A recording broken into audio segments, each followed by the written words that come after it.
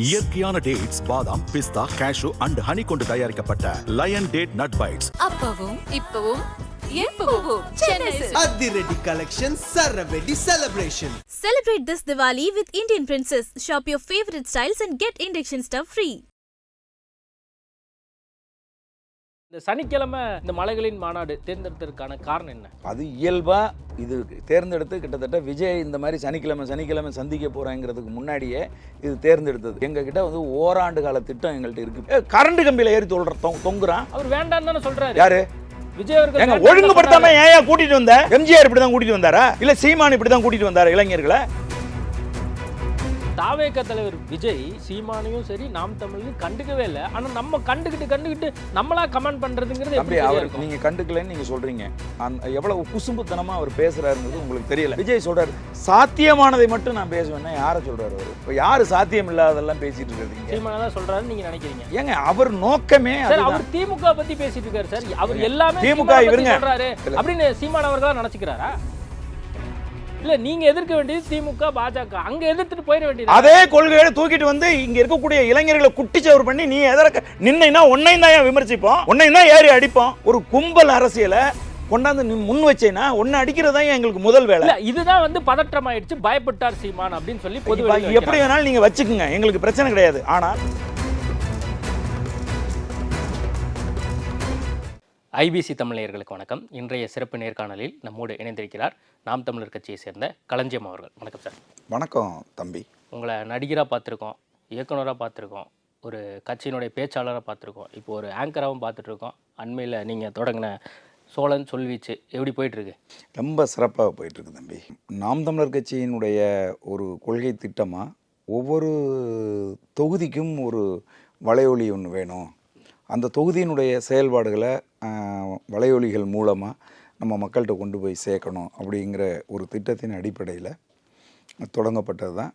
நான் இப்போ 1000 விளக்கு தொகுதியினுடைய வேட்பாளராக இருக்கிறதுனால எனது தொகுதியினுடைய செயல்பாடுகளை ஒரு இணையதளத்தின் மூலமாக நம்ம கொண்டுட்டு போகணும்னு தொடங்கப்பட்டது தான் சோழன் சொல்வீச்சு.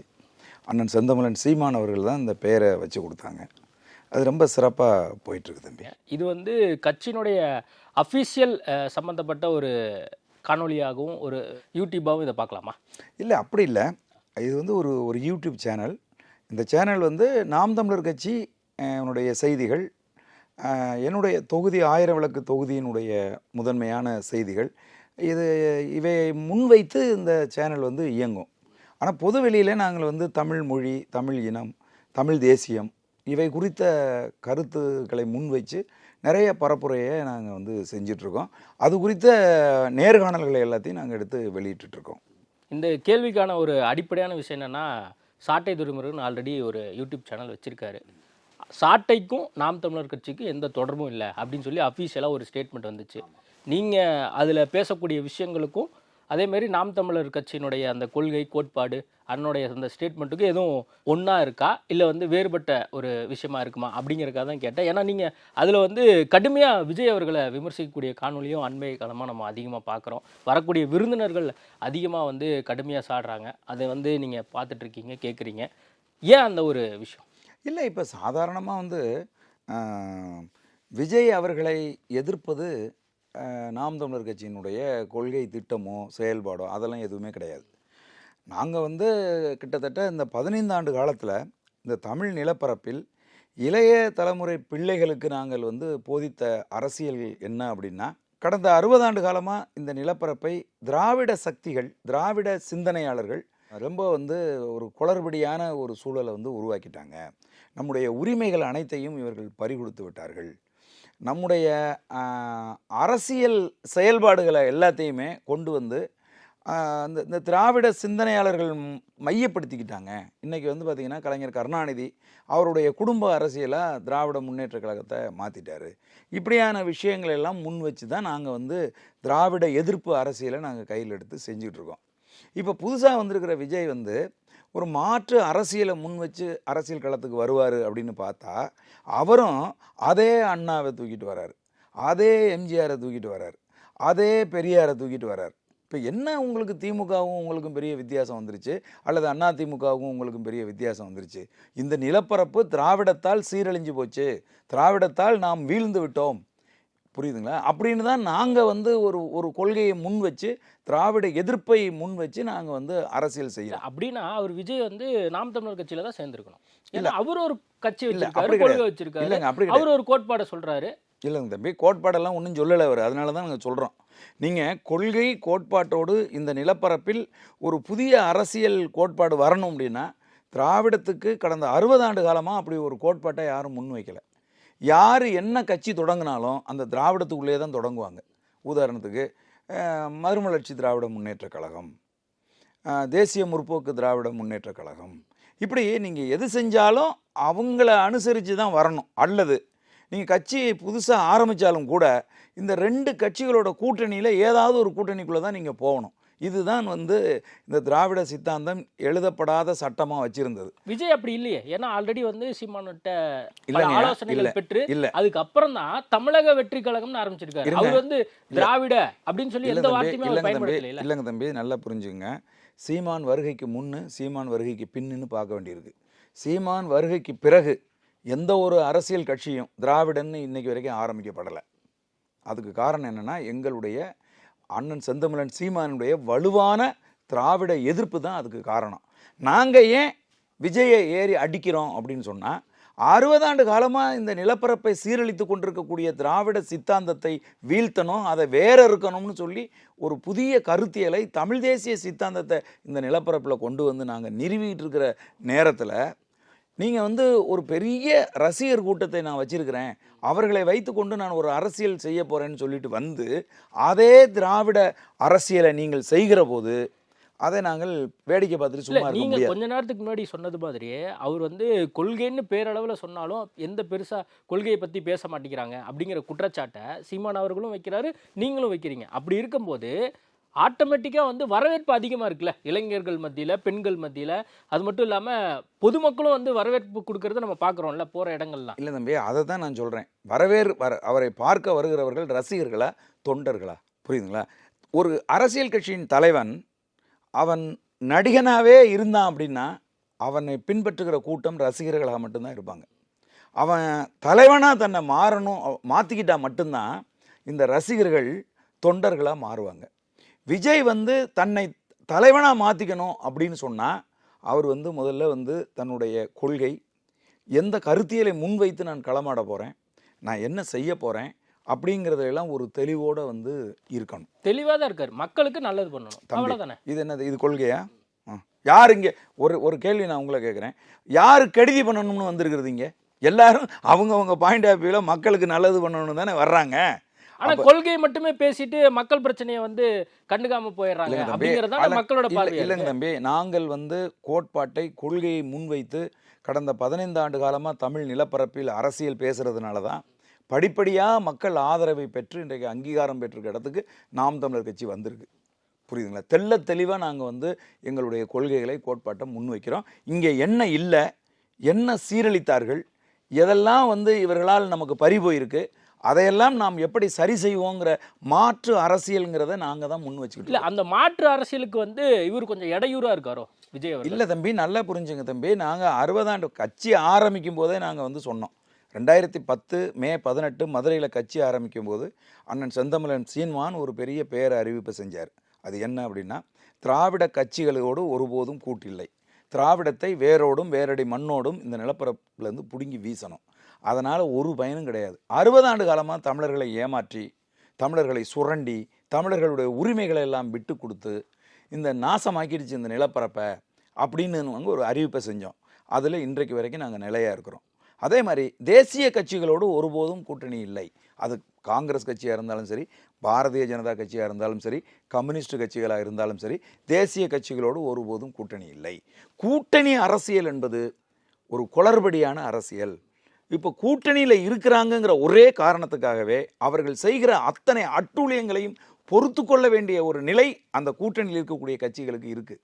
அதை வந்து நம்ம வேற இருக்கணும் அப்படின்னு சொன்னால் நம்ம தனித்து தான் நிற்கணும்னு தான் நாங்கள் நிற்கிறோம். இங்கே அரசியல் அதிகாரத்துக்கு வரணும், பணம் சம்பாதிக்கணும், அல்லது பதவியில் வந்து சுகம் காணணும்னு நினச்சிருந்தால் நாம் தமிழர் கட்சியினுடைய நிலைப்பாடுகள் வேறையாக இருந்திருக்கும். அப்போது அந்த இடத்துல தான் ஆட்சியிலையும் பங்கு, அதிகாரத்திலையும் பங்கு, யார் வேணாலும் கூட்டணிக்கு வாங்கன்னு சொல்லி கட்சி ஆரம்பிக்கும் போதே அறிவிக்கிறதுக்கு பாருங்கள். இதைத்தான் நாங்கள் சொல்கிறோம் திராவிட அரசியல். நீ அதே குட்டையில் ஊர்ன மட்டை, அதே பெரியார் வழிகாட்டி. திமுகவுக்கு யார் வழிகாட்டி? பெரியார் வழிகாட்டி. அண்ணா திமுகவுக்கு யார் வழிகாட்டி? பெரியார் வழிகாட்டி. அதுக்கப்புறம் அண்ணா வழிகாட்டி. திமுகவுக்கும் அண்ணா, அண்ணா திமுகவுக்கும் அண்ணா, விஜய்க்கும் அண்ணா, அப்புறம் அண்ணா திமுகவுக்கு எம்ஜிஆர். புரியுதுங்களா உங்களுக்கு? அப்போ நம்ம என்ன சொல்கிறோம்னா, இந்த திராவிட அரசியல் இங்கே அதுதானே இங்கே வந்து இந்த நிலப்பரப்பை வந்து கெடுத்து குட்டிச்சாராக்கி வச்சிருக்கு. நீங்கள் பெரியார், அண்ணா இவங்களெல்லாம் சொல்கிறீங்க. அதே அவருடைய கொள்கை தலைவராக காமராஜரை வச்சுருக்காரு, அஞ்சலி அம்மாவை வச்சுருக்காரு, வேலுநாச்சியாரை வச்சுருக்காரு. அதெல்லாம் கூட இருக்குல்ல. அதை தாங்க நாங்கள் சொல்கிறோம். அதனால தான் நாங்கள் சொல்கிறோம், இந்த மாதிரியான ஒரு குழப்படியான அரசியலை பண்ண வேண்டான்னு நாங்கள் சொல்கிறோம். ஒன்று, நீ இந்த பக்கம் நில்லு, இல்லைன்னா இந்த பக்கம் நில்லு. தமிழ் தேசிய அரசியல் என்பது நேர் எதிரானது திராவிடத்துக்கு.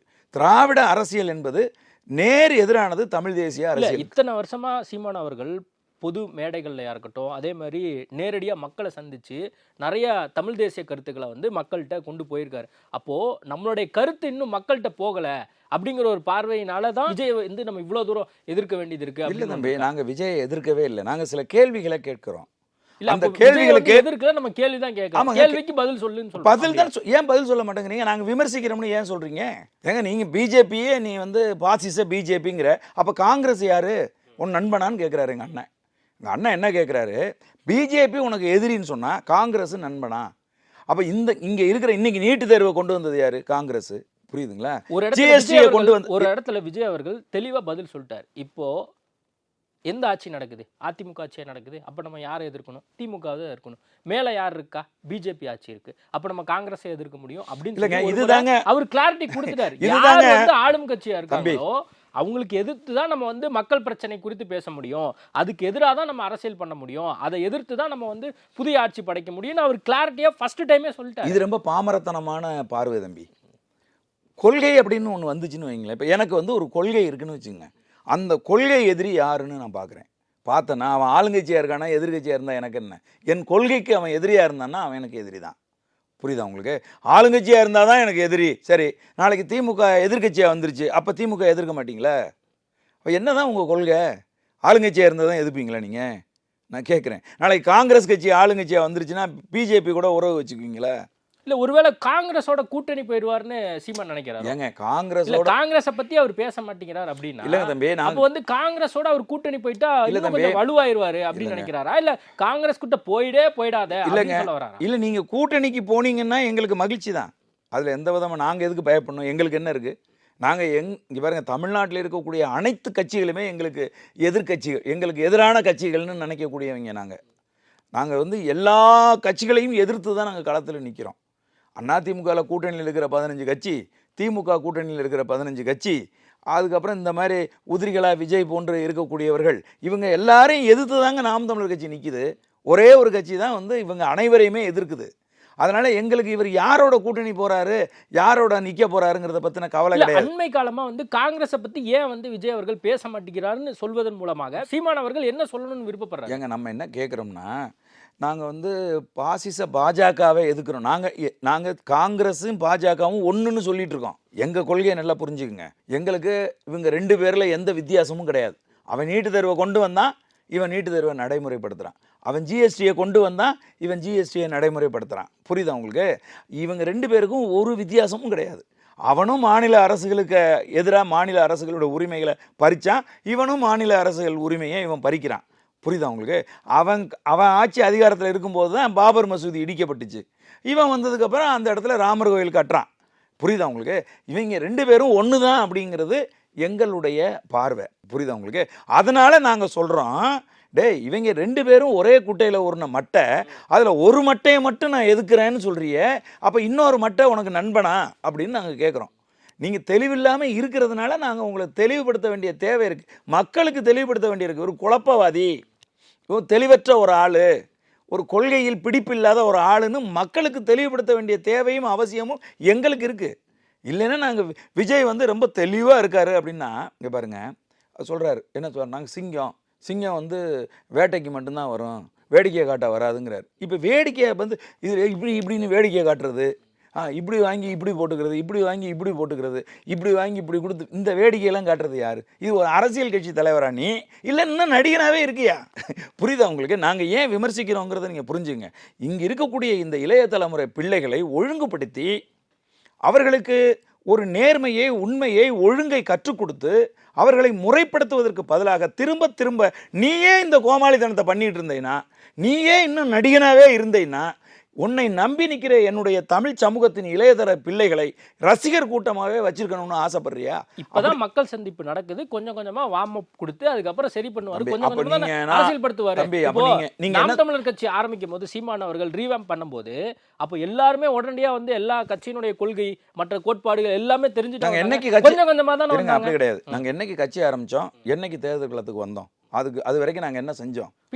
மக்கள் இயக்கத்தில் இருந்தீங்க. அப்புறம் 2010 வந்து மக்கள் இயக்கம் தொடங்கி 2014 காலகட்டங்கள் வரைக்கும் நாங்கள் வந்து தொடர்ந்து ஊர் ஊராக போய் நாம் தமிழர் கட்சினா இப்படி தான் இருக்குது, இப்படி உறுதிமொழி ஏற்கணும், இது போல் வந்து டிசிப்ளினாக இருக்கணும், மேடையில் நாங்கள் எல்லாவற்றையும் மாற்றி அமைக்கிறோம். இந்த திராவிட கட்சிக்கு மாற்று அரசியல் சக்திங்கிறது சும்மாலாம் கிடையாதுங்க. கூப்பிட்டு எல்லாரையும் மேடையில் சேரை போட்டு எல்லாரையும் மேடையில் உட்கார வச்சுக்கிட்டு என்னைக்காவது நாம் தமிழர் கட்சியில் யாராவது மேடையில் உட்காந்து பார்த்துருக்கீங்களா? அனைத்தையுமே நாங்கள் மாற்றி அமைக்கிறோம். திராவிட சித்தாந்தவாதிகளுடைய மேடை கட்டமைப்பையே நாங்கள் மாற்றுறோம். யார் பேசுவாரோ அவர் மட்டும்தான் மேடையில் இருப்பார். தலைவர் உட்பட அத்தனை பேரும் கீழே இருந்து பேச்சை கவனிக்கணும். மேடையில் உட்காந்துருக்கிறவங்களாம் பெரிய, கீழே இருக்கிறவன்லாம் வந்து சாதாரண ஆள் அப்படின்னு ஒரு இதை உருவாக்கி வச்சுருக்கீங்கல்ல இத்தனை ஆண்டு காலமாக, அதை அடித்து நொறுக்கியிருக்கோம். அதுக்கப்புறம் வாழ்க ஒழிக, யார் தலைவரோ அந்த தலைவர் வாழ்க, தலைவருக்கு எதிராக இருக்கவங்களாம் ஒழிக. இந்த வாழ்க ஒழிகங்கிறத நாங்கள் ஒழிச்சு கட்டியிருக்கோம். அதுக்கப்புறம் வந்து ஒன்றுக்குமே உதவாத குஜராத்தில் அங்கங்கே வடநாடுகளில் தயாரிக்கிற இந்த சால்வையை கொண்டு வந்து போத்துறது இருக்குல்ல, இதெல்லாம் வந்து ஒழிச்சு கட்டியிருக்கோம். நாங்கள் வந்து மாற்று அரசியல்னு சொன்னோம்னா அதற்கான ஒரு வேலை திட்டத்தை ஒரு 5 ஆண்டு காலம் உண்மையாலுமே மாற்று அரசியல் தான், நம்ம அதை ஏற்றுக்கிறோம். ஆனா அது மக்கள் மத்தியில எடுபடல அப்படிங்கிற ஒரு சூழல் இருப்பதாக தானே பார்க்க முடியும். காரணம் என்னன்னா ஒரு 8% இல்ல அப்படிதான் நம்ம ப்ரூவ் பண்ணிருக்கோம். கிடையாது. 1% 4% மக்கள் மாத்தினாங்க, 4% 7 மாத்தினாங்க, 7 8.22 மாத்திருக்காங்க. அதுவும் 7 8க்கு அப்புறம் மேல போக முடியாததுக்கு காரணம் தமிழக வெற்றி கழகம் தலைவர் விஜய் இருப்பாரு அப்படிங்கறனால தான் நம்ம இவ்வளவு தூரம். எப்படி நீங்க எப்படி இந்த பார்வை உங்களுக்கு எப்படி வருது? ஆச்சரியமா கூட்டம் பாக்குறோம்ல, வார சனிக்கிழமைகள் அப்படி இல்ல தம்பி. உங்களுக்கு வரலாறுகளை போய் திரும்பி பாருங்க. சிரஞ்சீவிக்கு எவ்வளவு பேர் தேடினாங்க தெரியுமா? 20 லட்சம் பேர் திரண்டாங்க. சிரஞ்சீவியால வெல்ல முடிஞ்சுதா? ஏன் விட்டுட்டு ஓடினாரு, காங்கிரஸ்ல கொண்டு இணைச்சாரு. அவர் தம்பி பவன் கல்யாணுக்கு அதே அளவு கூட்டம் வந்துச்சு. பவன் கல்யாண் உட்பட அத்தனை பேரும் டெபாசிட் இழந்தாங்க. புரியுதுங்களா? விஜயகாந்துக்கு கூடின கூட்டம் இதை விட அதிகம். விஜயகாந்த் வந்து 23 இருக்கைகளாக விஜயகாந்த் பெற்றார் கூட்டணியில். புரியுதா உங்களுக்கு? இன்றைக்கி விஜயகாந்தனுடைய கட்சி என்ன சுச்சுவேஷனில் இருக்குது? அப்போ ரசிகருங்கிறது இன்னைக்கு இப்போ நான் உங்களுக்கு இப்போ நிறுத்தியிருக்க தனுஷ் விஜய்க்கு வந்ததை விட அதிகம் கூட்டம் கோயம்புத்தூரில் தனுஷுக்கு. அப்போ ஒரு நடிகன்னா பார்க்க வரத்தாங்க செய்வாங்க. இல்லை அதுவுமே அவர் கேட்குறாரு, என்னென்ன விமர்சனங்கள் வருதோ இப்போ கூட்டம்லாம் ஓட்டா மாறுமா அப்படின்னு வந்து விஜய் அவர்கள் கேட்குறாரு. அங்கேருந்து மக்கள்லாம் வந்து ஒரு சப்போர்ட் பண்ணுற விதமால கோஷம் போடுறாங்க. ஆமாங்க தம்பி, கண்டிப்பாக ஓட்டு போட்டுருவாங்க போல இருக்கே. அதுதாங்க நான் சொல்கிறேன். இப்போ என் தொகுதியில் 2 லட்சம் ஓட்டு. விஜய் ரசிகர்கள் எத்தனை பேர் இருப்பாங்க? 10,000 பேர் இருப்பாங்களா? 10,000 பேர். பொதுமக்கள் விஜய்க்காக எத்தனை பேர் ஓட்டு போடுவாங்க? ஒரு 10,000 பேர் போடுவாங்களா? 25,000 பேர் போடட்டுங்க பொதுமக்கள். இவங்க ஒரு 10,000 35,000 ஓட்டு ஜெயிக்க முடியாது. எவ்வளோ ஓட்டு வாங்கணும் தெரியுமா? இப்போ இருக்கக்கூடிய எழிலன் இருக்கல, மருத்துவர் எழிலன், அவர் 75,000 ஓட்டு வாங்கி ஜெயிச்சிருக்காரு. குஷ்பு அவர்கள் 40,000 ஓட்டு வாங்கி தோற்றுருக்காங்க. புரியுதா உங்களுக்கு? அப்போ நீங்கள் கற்பனையாக வந்து தமிழ்நாடு முழுதும் இருக்கக்கூடிய ரசிகர்களை கலெக்டிவாக ஒரு இடத்துக்கு கொண்டுட்டு வந்துட்டு இது வந்து பெரிய கும்பல் அப்படின்னு சொன்னீங்கன்னா இதை விட நகைச்சுவை என்னவா இருக்க முடியும்? இல்லை கலெக்டிவான்னு சொல்கிறீங்க, போகிற இடம் வந்து ஒவ்வொரு ஊருக்கு போகிறாரு, அங்கே எல்லாமே இளைஞர்கள் பட்டாலும் அதிகமாக வருது. ஏங்க அதை தாங்க நான் சொல்கிறேன். தமிழ்நாடு முழுதும் இருந்து கலெக்டிவாக வர்றாங்க எல்லாருமே. ஏன் இப்போ திருச்சியில் அவரால் நகரவே முடியல, ஏன் வந்து நாகப்பட்டினத்தில் நகர முடிஞ்சுது? கரெக்டா ஆர்கனைஸ் பண்ணிட்டாங்க. போன தடவை பண்ண தவிர இந்த தடவை பண்ணல, சரிப்படுத்திட்டாங்க. அப்படி கிடையாது, அண்ணன் சொல்ற மாதிரி இதெல்லாம் திருத்திட்டாங்க. இல்லைங்க, நான் அவங்க அதெல்லாம் செய்வதற்கு தகுதி இல்லை அவங்களுக்கு. ஏன் மேடையில் ஏறி அந்த வேனில் ஏறி திருச்சியில் அவர் வந்து நண்பர்களே நமக்கு வந்து கெட்ட பேர் வந்து ஏற்படும், பொதுமக்கள் வந்து பாதிக்கப்படுவாங்க, இங்கே ஏர்போர்ட் இருக்குது, ஏர்போர்ட்டுக்கு மக்கள் போகணும், அதனால் வழி விடுங்க, நம்ம குறித்த நேரத்தில் நம்ம இடத்துக்கு போய் பேசணும், எல்லாரும் அங்கே போங்க அப்படின்னு ஏன் உங்களால் சொல்ல முடியல? ஒரு அரசியல் கட்சி தலைவன், சமூக பொறுப்புள்ள ஒரு தலைவன், பொதுமக்கள் குறித்து கவலைப்படுகிற தலைவனாக இருந்தால் நீ மேலே ஏறி சொல்லியிருந்தா அதுக்கு கட்டுப்பட்டு அவங்களாம் போயிருப்பாங்களா மாட்டாங்களா? இப்படி உட்காந்துருக்காரு. நான் கேட்குறேன், நீங்கள் அக்கறை உள்ள மக்கள் மீது எவ்வளவு எத்தனை பெண்கள் பிரசவ ஆஸ்பத்திரிக்கு போக முடியாமல் துடிச்சாங்க. மத்திய அமைச்சராக இருந்தவர் பி. சிதம்பரம் அவர்கள் அவங்க 2 மணி நேரம் காருக்குள்ளேயே உட்காந்து வருத்தம் அடைஞ்சு பேட்டியெல்லாம் கொடுத்துருக்காரு. இப்படியெல்லாம் எத்தனை பேர் ஏர்போர்ட்டுக்கு போக முடியுமா விமானத்தை விட்டுட்டாங்க. அப்போ இதெல்லாம் உங்களுக்கு தெரியாதா? அப்போ நீங்கள் என்ன செஞ்சுருக்கணும்? பேருந்து மேலே ஏறி உங்களுடைய ரசிகர்களை தம்பிங்களா வழிவிடுங்க, நமக்கு கெட்ட பேர் வரப்போகுது, இதை நம்ம ஒருபோதும் இந்த மாதிரி செய்யவே கூடாது, பப்ளிக்கு நம்ம ஒருபோதுமே தொந்தரவாக இருக்கக்கூடாது, எல்லாரும் விலகுங்க, எல்லாரும் அந்த கூட்டம் நம்ம அறிவிச்சிருக்க இடத்துக்கு வாங்க எல்லாரும் அப்படின்னு அந்த வாகனத்தை ஒரு 20 கிலோமீட்டர் ஸ்பீடில் எடுத்துக்கிட்டு நகர்த்தி இருந்தாலும் கூட போயிருந்துருக்கலாமே. அந்த இடத்துக்கு 1 மணி நேரத்தில் போயிருக்கலாமே, அரை மணி நேரத்தில் போயிருக்கலாமே. அப்போ உங்களுக்கு ஒழுங்குபடுத்தணுங்கிற எண்ணமே உங்களுக்கு இந்த நிமிஷம் வரைக்கும் இல்லையே. ரைட், ஓகே, இருங்க.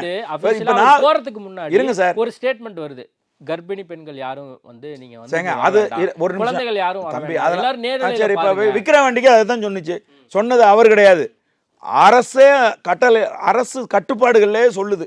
குழந்தைகள் ரசிகர்கள் நிறைய கூடுறதுனால குழந்தைகள் நெருக்கடியில் மாட்டிக்குவாங்க, கர்ப்பிணி பெண்கள் மாட்டிக்குவாங்க, பெண்கள் வயதானவர்கள் மாட்டிக்குவாங்கன்னு அந்த கட்டளை, அந்த அரசினுடைய நிபந்தனைகள்லேயே அது வருது. புரியுதா உங்களுக்கு? அதை ஏற்று யாரும் வராமல் இருந்தாங்களா? வர்றாங்க. ரைட்டு, அதை கூட நான் குற்றச்சாட்டை நான் சொல்லலை. நம்ம என்ன கேட்குறோம் அப்படின்னு கேட்டிங்கன்னா, இப்போ அவர் மேடையில் ஏறி அந்த வேனில் ஏறி பேசுகிறாரு, யாராவது கேட்குறாங்களா? கேட்டுட்டு தான் இருக்காங்க. சும்மா என்ன தம்பி நீங்க பேசுறீங்க? கேக்குறதுக்கு ஏத்த மாதிரி தான் ரெஸ்பான்ஸ் வருது. தம்பி மொத்தமா கத்துறான், துண்டை தூக்கி சுத்துறான், மை டியர் அப்படின்னு சொன்னாலே அவங்க வேற ஒரு வார்த்தையை சொல்றாங்கல்ல. அதுதாங்க நான் சொல்றேன். ஏன்பா இப்படி எல்லாம் பேசுறீங்க தம்பி? அதுதான் நான் சொல்றேங்க. அந்த ரசிக மனோபாவத்துல இருந்து முதல்ல வெளியில கொண்டுட்டு வாங்க. நீங்க பேசிட்டே இருக்கும்போது அவன் பாட்டுல போயிட்டே இருக்கிறான். உங்களை ஒரு தடவை பார்த்தா போதும், போயிட்டு திருச்சியில அவர் பேசிட்டே இருக்கும்போது கலைஞ்சு போனாங்களா இல்லையா? எல்லாரும் ஊடகங்களில் பார்த்தோமா இல்லையா? அப்போ உங்களை நீங்கள் உங்கள் ரசிகர்கள் உங்களுக்கு ஓட்டு போடட்டும். நீங்கள் ஒரு தேர்தலில் நின்னதுக்கு அப்புறம் பேச வேண்டியதெல்லாம் ஊடகங்கள் என்ன செய்கிறீங்கன்னா தேர்தலுக்கு முன்னாடியே பேசுகிறீங்க. நாங்கள் கிட்டத்தட்ட 6-7 தேர்தலை கடந்து வந்திருக்கோம். 6-7 தேர்தல்களில் பெற்ற அனுபவத்தின் அடிப்படையில் நாங்கள் இதுவரைக்கும் தோல்வியே அடையலைன்னு நாங்கள் சொல்கிறோம். நாங்கள் வெற்றியை நோக்கி தான் மேலும் மேலும் நாங்கள் போயிட்டுருக்கோம், படிப்படியாக வளர்ந்துக்கிட்டே இருக்கோம்.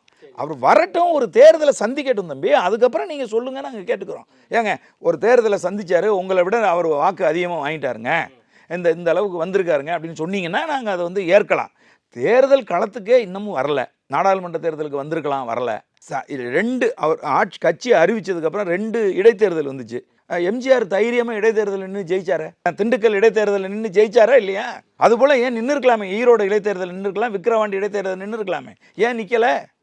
அதனால் தம்பி அவங்க வரட்டும், நிற்கட்டும். அதுக்கு முன்னாடி நாங்கள் என்ன சொல்கிறோம் அப்படின்னு கேட்டிங்கன்னா, நீங்கள் உங்களுடைய மாற்று அரசியல்னு சொல்லிட்டு அதே அரசியலை நீங்க முன் வைக்கிறீங்க. ஈழத்தமிழர் குறித்து நேத்து பேசுறாருல, அந்த நிகழ்வுல பேசுறாருல, தொப்புள் குடி உறவுகள் அவங்களுக்காகவும் நம்ம யோசிக்க வேண்டியது, அவங்க வாழ்க்கையும் ரொம்ப முக்கியம் அப்படின்னு சொல்லி எப்பையில இருந்து உங்களுக்கு நாகை மாவட்டத்தில் பேசுறாரு. எப்பையில இருந்தது உங்களுக்கு தெரியும்? இதே ஈழத்தமிழர் சிக்கலுக்காக விடுதலை சிறுத்தைகள் இருக்கக்கூடிய மதிப்புக்குரிய வன்னியரசு போய் உங்கள்கிட்ட கையெழுத்து கேட்ட போது நீங்க என்ன சொல்லி அனுப்பிச்சிங்க? போட முடியாதுன்னு விரட்டி அடிச்சிங்களா இல்லையா? அன்னைக்கு தெரியாதா ஈழத்தமிழர்கள் இந்த மாதிரி சிக்கல் இருக்காங்கன்னு? விஜயகாந்த் என் உயிர் அண்ணன்கிறீங்க. விஜயகாந்த் 4 வருஷம் ஆஸ்பத்திரியில் இருந்தார், ஒரு தடவை போய் பார்த்துருக்கீங்களா நீங்கள்? ஏன் போய் பார்க்கல? விஜயகாந்த் இல்லாமல் தான் நீங்கள் வந்துட்டீங்களா? இன்றைக்கி மட்டும் எப்படி உங்கள் உயிர் அண்ணன் ஆனார் அவர்? அப்போ நீங்கள் ஒரு மிகப்பெரிய சந்தர்ப்பவாதி. அது நீங்கள் என்ன வேணால் இருந்துட்டு போங்க, அதை பற்றி எங்களுக்கு கவலை கிடையாது. ஆனால் ஈழத்தமிழர்கள் பற்றியெல்லாம் பேசுவதற்கு உங்களுக்கு என்ன தார்மீக அடிப்படை உரிமை என்ன இருக்குங்கிறேன். இத்தனை ஆண்டுகள் 1.5 லட்சம் தமிழர்கள் செத்து விழுந்த போது என்னைக்காவது ஒரு நாளைக்கு நீங்கள் குரல் கொடுத்துருக்கீங்களா? களத்தில் இறங்கி நின்று இருக்கீங்களா? நான் கேட்குறேன். எத்தனையோ சிக்கல்களுக்காக சிறைக்கு சென்று எத்தனையோ சிக்கல். இப்போ சீமானவர்களை சிறையில் தூக்கி 1 வருஷம் போட்டாங்க. என் மாணவனை அடித்தால், என் மீனவனை அடித்தால் நான் சிங்கள மாணவர்களை அடிப்பேன்னு சொன்னதுக்கு ஒரே காரணத்துக்காக தூக்கி உள்ளே போட்டிருந்தாங்க. அந்த மாதிரி என்னைக்காவது நீங்கள் ஈழத்தமிழர் பிரச்சனைக்கு, மீனவர் பிரச்சனைக்கு எதுக்காவது ஒன்றுக்கு களத்தில் நின்று போராடி இருக்கீங்களா? உங்கள் படம் 2009 நான் வந்திருக்கேன். அதாங்க உங்கள் படத்து ப்ரொமோஷனுக்கு நீங்கள் போனீங்க, உங்கள் படத்து ப்ரொமோஷனுக்கு நீங்கள் போனீங்க, அவ்வளோதான். இப்போ கூட நீங்கள் நான் கேட்குறேன், இப்போ காவிரி நதிநீர் பிரச்சனைக்கு நீங்கள் பேசிடுவீங்களா? அல்லது முல்லை பெரியாறு பிரச்சனையை நீ கையில் எடுத்து நீங்கள் பேசிடுவீங்களா? ஏன் பேச மாட்டேங்கிறீங்க? ஏன் பேச மாட்டீங்கன்னா, உங்கள் படத்துக்கு ஒரு பெரிய வியாபாரம் இருக்குது கர்நாடகாவில், உங்கள் படத்துக்கு ஒரு பெரிய வியாபாரம் இருக்குது கேரளாவில், ஆந்திராவில் எல்லாம். அவரே படம் நடிக்கிற போகிறதில்லன்னு சொல்லிட்டார்ல. இப்போ ஒரு படம் நடிச்சிருக்காருலங்க, இருங்க, அந்த படம் ரிலீஸ் ஆகிற வரைக்கும் கர்நாடகா தமிழர்களுக்கு கர்நாடகா கொடுக்குற தொந்தரவை பற்றி பேச மாட்டார். கேரளா முல்லை பெரியாறு நதிநீர் பிரச்சனையை பற்றியோ, கண்ணகி கோவில் பிரச்சனையை பற்றியோ, கேரளாவிலிருந்து நம்முடைய தமிழ்நாட்டில் மலைகளெல்லாம் வெட்டி எடுத்துகிட்டு போயிட்டுருக்காங்க அதை பற்றியோ, இதெல்லாம் பற்றி எதுவுமே பேச மாட்டார். ஏன்னா அவருக்கு படம் அதுக்கப்புறம் அங்கே ஓட விட மாட்டாங்க. அடித்து நொறுக்கி விடுவாங்க. அதனால் அதை பற்றிலாம் வந்து பேச மாட்டேன். இவர் ஒரு மிக மோசமான சந்தர்ப்பவாதி. தன்னுடைய சந்தர்ப்பத்துக்காக தன்னுடைய ரசிகர்களை முன் வச்சு இன்றைக்கி அரசியல் களத்துக்கு வந்திருக்காரு. ஒரு தேர்தல் சந்திக்கட்டும் அவர், அதன் பிறகு நம்ம அவர் மேலே உள்ள விமர்சனங்களை நம்ம முன்வைக்கலாம். இப்போ எங்கள் அண்ணன் செந்தமிழன் சீமான் அவர்கள் கேள்வி எழுப்புகிறார். அந்த கேள்விக்கு நேர்மையாக பதில் சொல்லுங்கள். நீங்கள் அண்ணன் ரொம்ப எளிமையாக சொல்லிட்டார். ஏப்பா வாத்தியார் கேள்வி கேட்குறாரு, அதுக்கு மாணவன் எழுந்து பதில் சொல்லணும். மாணவன் எழுந்து கேட்கறதுக்கு முன்னாடி நான் கேட்குறேன் பதில் சொல்லு அப்படிங்கிறாரு. இல்லைங்க, மாணவன் எழுந்து கேள்வி என்னை எப்படி நீ கேள்வி கேட்டு விமர்சிக்கலாம் அப்படின்னு கேட்டா எப்படின்னா, விஜய் ஒரு நாளும் சீமான் குறித்து பேசினதுல நாம் தமிழர் கட்சி குறித்தும் பேசினதே இல்லையே தம்பி. அப்புறம் ஏன் நம்ம வந்து கத்திரிக்காய் பத்தி பேசிட்டே இருக்கோம்? இல்லைங்க தம்பி, நீங்க அப்படி நினைக்கிறீங்கல்ல. ஒரு 1.5 மணி நேர பேச்சில் 1 நிமிஷம் விஜயை பற்றி பேசுகிறாரு. ஆனால் உங்களுக்கு விஜய் வந்து எல்லா ஊடகங்களுக்கும் இன்றைக்கி வந்து விலைக்கு வாங்கப்பட்டிருக்கு. எல்லா ஊடகங்களும் விஜய்க்கு லைவ் போடுது. எல்லா ஊடகங்களும் விஜய் குறித்து பேசணும், ஏன்னா காசு வாங்கியிருக்கு எல்லா ஊடகமும். அதனால இந்த 1.5 மணி நேர பேச்சில் 1 மணி நேரம் 1 நிமிஷம் பேசுனது உங்களுக்கு பெருசாக படுது. 1.5 மணி நேரமாக அவர் வந்து ஆண்டுகிட்டு இருக்க பிஜேபியை, ஆண்டுகிட்டு இருக்கிற திமுகவை வச்சு கடுமையாக வந்து விமர்சித்து அவர் கேள்விகளை எழுப்பிக்கிட்டு வராரு. ஆனால் 1 நிமிடம் இதுக்கு நடுவில் இவங்க வேறப்பா அப்படின்னு பேசுறாருல, அதை மட்டும் நீங்க தூக்கிக்கிட்டு விமர்சிச்சா நாங்க என்ன பண்றது சொல்லுங்க. இல்ல, தாவேக தலைவர் விஜய் சீமானையும் சரி நாம் தமிழையும் கண்டுக்கவே இல்லை. ஆனா நம்ம கண்டுக்கிட்டு நம்மளா கமெண்ட் பண்றதுங்கிறது எப்படி அவர் நீங்க கண்டுக்கலன்னு நீங்க சொல்றீங்க. எவ்வளவு குசும்புத்தனமா அவர் பேசுறாருங்கிறது உங்களுக்கு தெரியல. இங்க பாருங்க, ஒரு நிமிஷம் இருங்க. அதே மாதிரி சோசியல் மீடியால இருங்க, இல்ல நான் அத விஜய் அவர்கள் தம்பி ஒரே நிமிஷம் இங்க பாருங்க. அந்த நம்ம பாக்குறோம் விஜயனுடைய ரசிகர்கள் வந்து ரொம்ப கொச்சையா பேசுறது, அண்ணன் சீமானை வந்து வாடாப்படான்னு பேசுகிறது, அசிங்கமான வார்த்தைகளை பயன்படுத்தி பேசுகிறது, இதையெல்லாம் அந்த தம்பி தங்கைகள் இன்னமும் பக்குவப்பட்டு வரல. அவங்களுக்கு இன்னும் வந்து அரசியல் தெரியலை. ஒரு மூத்த அரசியல்வாதியை, நமக்கு முன்னாடி நிற்கிற அரசியல்வாதியை எப்படி பேசணுங்கிறதெல்லாம் அவங்களுக்கு தெரியலைங்கிற அப்படிங்கிற அடிப்படையில் அதை நாங்கள் பெருசுப்படுத்தாமல் நாங்கள் கடந்து போகிறோம். விஜய் சொல்கிறார் சாத்தியமானதை மட்டும் நான் பேசுவேன்னா யாரை சொல்கிறார் அவர்? யாரு சாத்தியம் இல்லாதெல்லாம் பேசிட்டு இருக்கிறது? இங்க சீமானதா சொல்றாரு நீங்க நினைக்கிறீங்க? ஏங்க அவர் நோக்கமே அவர் திமுக பத்தி பேசிட்டு இருக்காரு சார். அவர் எல்லாமே திமுக இவங்க சொல்றாரு அப்படின்னு சீமான் அவர்கள் நினைச்சுக்கிறாரு. இருங்க, நாங்க நினைச்சுக்கிட்டு தான் சொல்ல, நான் சொல்றேன். நீங்க மேடையில ஏறி பேசுகிற போதே இல்ல, நான் விஜய் அவர்கள் சீமான பத்தியும் பேசல, நாம் தமிழர் கட்சி பத்தியும் பேசல. நாங்க பேசாம இல்லங்க, அப்படி இல்லங்க. நாம் தமிழர் கட்சி சார்ந்தவங்க ஏன் திரும்ப விஜய் பத்தி பேச? திரும்பவும் நான் சொல்றேன், அரசியல் களத்துக்கு வந்தா பேசுவோம். இல்ல, நீங்க எதிர்க்க வேண்டியது திமுக பாஜக, அங்க எதிர்த்துட்டு போயிட வேண்டியது. அதே கொள்கையை தூக்கிட்டு வந்து இங்க இருக்கக்கூடிய இளைஞர்களை குட்டிச்சவர் பண்ணி நீ எதற்கு நின்னா உன்னையும் தான் விமர்சிப்போம், உன்னையும் தான் ஏறி அடிப்போம். இங்க இருக்கக்கூடிய படித்த இங்க இருக்கக்கூடிய இளைஞர்களை சினிமா என்கிற ஒரு சீலறிவு கலாச்சாரத்தின் மூலமா குட்டிச்சவராக்கி அவங்கள கொண்டு வந்து நான் அரசியல் படுத்தாம அரசியல் களத்தில் கொண்டாந்து நிறுத்தி வச்சு ஒரு கும்பல் அரசியலை கொண்டாந்து முன் வச்சேன்னா ஒன்னு அடிக்கிறதா எங்களுக்கு முதல் வேலை. இதுதான் வந்து பதற்றம் ஆயிடுச்சு, பயப்பட்டார் சீமான் அப்படின்னு சொல்லி எப்படி வேணாலும் நீங்க வச்சுக்கோங்க, எங்களுக்கு பிரச்சனை கிடையாது. ஆனால் இங்க இருக்கக்கூடிய இளைய தலைமுறை பிள்ளைகளை ரசிகர்கள் என்கிற பெயரில் நீங்க வந்து அவர்களை ஒழுங்குபடுத்தாமல், அவர்களை நெறிப்படுத்தாமல், அவர்கள் போக்குக்கு கரண்ட் கம்பியில ஏறி தொங்குறான். அவர் வேண்டாம் தானே சொல்றாரு. யாரு? விஜய் அவர்கள் ஒழுங்குபடுத்தாம ஏன் கூட்டிட்டு வந்த? எம்ஜிஆர் இப்படிதான் கூட்டிட்டு வந்தாரா? இல்ல சீமான் இப்படிதான் கூட்டிட்டு வந்தாரா இளைஞர்களை? ஒழுங்குபடுத்துவதற்கான காலகட்டத்தை எடுத்து தமிழ்நாடு முழுவதும் பயணித்து ஒரு ஒழுங்குக்கு கீழே கொண்டு வந்து ஏன் செய்ய முடியல உங்களால? உட்காந்து மேடையில மேடை ஏறாத மேடை அந்த ஆனா மேடை அநாகரிகங்க. அது மேடையில் நின்றுக்கிட்டு கத்துறது இருக்கு பாருங்க. எங்கள் நாம் தமிழர் கட்சி மேடையில் மைக்கை பிடிச்சி யாராவது ஒருத்தன் அப்படி பேசினா அவன் கட்சி விட்டு தூக்கிடுவோம். முதல்ல எங்கள் அண்ணனுக்கு வச்சிருக்கக்கூடிய சட்டத்திட்டங்களில் முக்கியமானது மேடையிலிருந்து யாரையும் கமெண்ட் பண்ணக்கூடாது. இந்த மாதிரி ஒரு சட்டத்திட்டத்துக்கு கீழே வந்து கொண்டுட்டு வரணும். என்ன எத்தனை பேர்? ஒரு 25,000 பேர் திரள்றாங்கன்னு வச்சுக்கோங்க நாம் தமிழர் கட்சிக்கு. அந்த 25,000 பேரும் கச்சா முச்சானா அவன் ஒரு பக்கம் நின்றுக்கிட்டு அங்கே பேசிகிட்டு இருப்பான். ஒரே ஒரு வார்த்தை, அந்த ஒரு வார்த்தை அகவணக்கம் அப்படின்னு ஒரு வார்த்தை கேட்டுச்சுன்னா அப்படியே ஆர்கனைஸ் அப்படியே அசையாமல் அங்கங்கே அப்படி இப்படின்னு நிற்பான். பின் ட்ராப் சைலண்டாக மாறிடும். இந்த ஒழுங்கை வந்து ஒரு தலைவன் 5 வருஷம் தமிழ்நாடு முழுதும் பயணித்து ஒரு ஒழுங்கு கீழே கொண்டு வந்தான் பாருங்க. அதை ஏப்பா நீ செய்யாமல் என்ன அவசரத்துக்காக இப்போ வந்தேன்னு அங்கே கேட்குறோம். தம்பிங்க மரத்து மேலே எத்தனை பேர் இப்போ இந்த விஜய் கட்சி ஆரம்பித்த காலகட்டத்தில் எத்தனை பேர் இது வரைக்கும் செத்துருக்கான் தெரியுமா? அதற்காக எங்காவது ஒரு இடத்தில் நீங்கள் வந்து ஒரு அஞ்சலி செலுத்திருக்கீங்களா? 10 பேருக்கு மேலே இது வரைக்கும் இளைஞர்கள் செத்துருக்கான். அப்பாவி உன்னை நேசித்தாங்கிற ஒரே காரணத்துக்காக செத்துருக்கான். எப்படி தூக்கி வீசுறீங்க தம்பிங்களை? அப்படி தூக்கி வீச வேண்டிய அவசியம் என்ன இருக்குது? ஏன் அவங்கள ஒழுங்குபடுத்தணும்னு நீங்கள் நினைக்கல? விஜயகாந்தனுடைய ரசிகர்கள் என்னைக்காவது இப்படி நடந்துக்கிட்டாங்களா? இல்லை எம்ஜிஆரினுடைய ரசிகர்கள் நடந்துக்கிட்டாங்களா? அப்போ நீங்கள் அது குறித்து இந்த நிமிஷம் வரைக்கும் நீங்கள் கவலைப்படலை. இன்னமும் அதே வேலையை செய்கிறீங்க. நீங்கள் என்ன சொல்கிறீங்க? ஒரு தவறான இதை சொல்கிறார். என்னென்னா, பள்ளி மாணவர்கள் கல்லூரி மாணவர்கள் வரணுங்கிறதுக்காக நான் சனிக்கிழமையை தேர்வு செஞ்சுருக்கேங்கிறார். புரியுதா உங்களுக்கு? இந்த வாரம் சனிக்கிழமை சீமான் அவர்கள் கூட மலைகளின் மாநாடு சனிக்கிழமைல போடுறாரு. இல்லைங்க, நாங்கள் அப்படி சனிக்கிழமை விஜய் மாதிரி ஃபாலோ பண்றீங்க. இல்லைங்க, அப்ப நீங்களும் வந்து இளைஞர்கள் இல்லைங்க, ஒரு நிமிஷம் எப்படி வரணும் தம்பி, நல்லா கேட்டுங்க. நாங்கள் வந்து சனிக்கிழமை தான் போடுறோமா?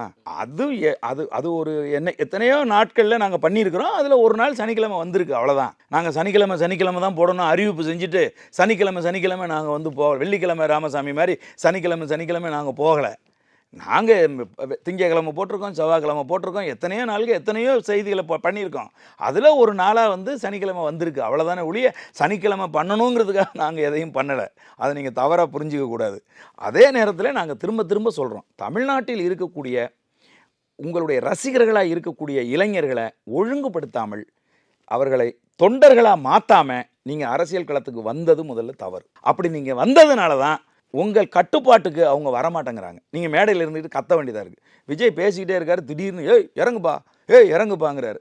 இப்படியா இருப்பாங்க சொல்லுங்க பார்ப்போம். இப்போ ஸ்டாலின் அப்படி பேசுவாரா? இப்போ ஸ்டாலின் திமுக வர்றாங்க, திமுகவில் லட்சக்கணக்கான பேர் திரண்டு இருக்காங்க, அவங்க தலைவர் வரும்போது இப்படியா நடந்துக்கிறாங்க? இல்லை, இப்போ சீமான் கூட அண்மையில் ஏதோ ஒரு பிரச்சனை ஆயிடுச்சுன்னு சொல்லி மேடையிலேருந்து கீழே இறங்கி அதை சரிப்படுத்திட்டு அது ஒரு அப்படி கிடையாது, அதுக்கப்புறம் மேலே வந்து பேசினார்ல. இல்லை, அது இஷ்யூவை நீங்கள் முதல்ல புரிஞ்சுக்கிறணும். நாங்கள் வந்து கோனேரிக்கன் கோட்டை தமிழர்களுடைய உரிமைன்னு நாங்கள் மாநாடு நடத்துகிறோம், ஒரு பொதுக்கூட்டம் நடத்துகிறோம். அந்த கோனேரிக்கன் கோட்டை வேறொரு மன்னருடைய பேரை சொல்லி ஒரு கும்பல் அவனுக்கு தான் சொந்தம்னு அவங்க சொல்கிறாங்க. அவங்க போய் எஸ்பிகிட்ட வந்து அனுமதி கேட்குறாங்க, சீமானுக்கு எதிராக நாங்கள் போராடணும்னு. எஸ்பி வந்து கொடுக்க மாட்டேன்ட்டாங்க. நீங்கள் வேணால் சீமானுடைய பொதுக்கூட்டம் முடிந்த பிறகு அனுமதி வாங்கி நடத்திக்கங்க, அதுக்கு முன்னாடி நீங்கள் நடத்துகிறத நாங்கள் அனுமதிக்க மாட்டோம், அது சட்ட ஒழுங்கு பிரச்சனையை ஏற்படுத்தும் அப்படின்னு அவங்க தடுத்துட்டாங்க. அப்போ அவங்க என்ன செய்கிறாங்கன்னா, இந்த நேமா ப்ரெஸ்ஸு இதை காடெல்லாம் கழுத்தில் போட்டுக்கிட்டு அங்கே பிரச்சனை பண்ணணுங்கிறதுக்காக அண்ணன் மேடையில் ஏறி பேச போகிற போது நடு கூட்டத்தில் ப்ரெஸ்ஸுகளுக்கு பின்னாடி நின்றுக்கிட்டு சீமான் எங்களுக்கு தனிப்பட்ட முறையில் பேட்டி கொடுத்துட்டு அப்புறம் பேசுன்னு கத்துறாங்க. இது யாராவது பேச முடியுமா? அப்போது நல்ல புல் போதையில் இருக்காங்க. அப்போது அண்ணன் வந்து என்ன நின்று பார்க்கும்போது கட்சியினுடைய பாதுகாப்பு படையில் இருக்கக்கூடியவர்கள் அவங்கெல்லாம் முன்னாள் இராணுவ அதிகாரிகள், அவங்க போய் என்ன செய்கிறாங்க, அவங்கள அப்புறப்படுத்துறதுக்காக போகும்போது அவங்க கை நீட்டி அந்த இராணுவ வீரர்களை அடிக்கிறாங்க. அப்போ கூட எங்கள் இராணுவ வீரர்கள் அவங்கள திருப்பி தாக்கலை. அதை அண்ணன் பார்க்கும்போது தான் வேகமாக இறங்கி வராங்க, நம்ம தம்பிங்களை அடிக்கிறாங்களேன்னு இறங்கி வராங்க. இதுதான் அங்கே நடந்தது ஒழிய எங்கள் கட்சிக்காரங்கள் ஒருபோதும் இந்த மாதிரி சம்பவத்தை செய்ய மாட்டாங்க. வர்ற அந்த சனிக்கிழமை மலைகளின் மாநாடு தருமபுரியில் நடக்க போகுது. அதே இன்னைக்கு விஜய் அவர்கள் கூட சனிக்கிழமை மக்களை சந்திக்க போகிறார். இந்த சனிக்கிழமை இந்த மலைகளின் மாநாடு தேர்ந்தெடுத்ததற்கான காரணம் என்ன தம்பி? அது இயல்பாக இது தேர்ந்தெடுத்து கிட்டத்தட்ட விஜய் இந்த மாதிரி சனிக்கிழமை சந்திக்க போகிறேங்கிறதுக்கு முன்னாடியே இது தேர்ந்தெடுத்தது. எங்ககிட்ட வந்து ஓராண்டு கால திட்டம் எங்கள்கிட்ட இருக்குது. இப்போது புரியுதா உங்களுக்கு? கிட்டத்தட்ட ஒரு 6 மாதங்களுக்கு முன்பே மரங்களின் மாநாடு என்ன தேதி, மலைகளின் மாநாடு என்ன தேதி, மாடுகளோடு மாநாடு என்ன தேதி, அடுத்து வந்து கடலோடு மாநாடு என்னைக்கு தேதி, நீர் மாநாடு என்னைக்கு தேதிங்கிறதெல்லாம் நாங்கள் 6 மாதத்துக்கு முன்னாடியே திட்டமிட்டு அறிவித்து அதுக்கான பொறுப்பாளர்கள் எல்லாம் போட்டு எல்லாத்துக்கும் நாங்கள் அறிவித்து இதில் உளுந்தூர்பேட்டையில் ஒரு மாநாடு திட்டமிட்டிருக்கோம். சாதிவாரி கணக்கெடுப்பும் பஞ்சமி நில மீட்பும், இப்படி நாங்கள் ஓராண்டுக்கான திட்டம் திட்டி கிட்டத்தட்ட 6 மாதம் 7 மாதம் ஆச்சு தம்பி. விஜய் இப்போ தானே தம்பி அறிவிச்சார், அதையும் இதையும் எப்படி பொருத்தி பார்க்க? இப்போ வரக்கூடிய மற்ற நிகழ்ச்சிகளுமே அப்போ சனி ஞாயிறில் தான் நீங்கள் போட போகிறீங்க? அப்படிலாம் ஒன்றும் கிடையாது, வேற தேதிகளில் தான் அது வரும். இல்லை, அப்போ விஜய் சனிக்கிழமை தேர்ந்தெடுத்ததுக்கும் நாம் தமிழர் சம்பந்தமே கிடையாது. நிகழ்ச்சி பண்ணுறதுக்கு எந்த சம்பந்தமும் கிடையாது. காரணம் என்னென்னா, விஜய் சனிக்கிழமையை தேர்ந்தெடுத்து அறிவிக்கிறதுக்கு முன்னாடியே நாங்கள் திட்டமிட்டோம். எங்களுடைய ஓராண்டு திட்டம் எங்கள் கையில் இருக்குது, புரியுதுங்களா? அந்த ஓராண்டு திட்டத்துக்கான பொறுப்பாளர்களை நியமித்து அவங்க அங்கங்கே வேலை செஞ்சிட்ருக்காங்க. அதனால் இப்போ நீங்கள் நினைக்கிறது மாதிரி நாம் தமிழர் கட்சி வந்து உடனே நேற்று அறிவித்து இன்றைக்கி எந்த வேலையும் செய்கிறதில்ல. நாங்கள் வந்து ஒரு நெடுநாளைய திட்டத்தோடு பயணித்து கொண்டிருக்கிற ஒரு டிசிப்ளின்டு மக்கள் ஒரு இராணுவம். அது மக்கள் இராணுவம். உண்மையாகவே நான் சொல்கிறேன், உண்மையாகவே நாம் தமிழர் கட்சி ஒரு மக்கள் இராணுவம். அதுக்கு உரிய இராணுவ தளபதிகள் இருப்பாங்க. அந்தந்த தளபதிகள் அதை பார்ப்பாங்க. அங்கே அண்ணன் வந்தால் போதுங்கிறது அப்படி அது அங்கங்கே நடக்கும். நிறைய விஷயங்கள் குறித்து பேசியிருக்கோம். நேர்காணல் கொடுத்ததுக்கு மிக்க நன்றி. மிக்க மகிழ்ச்சி, நன்றி.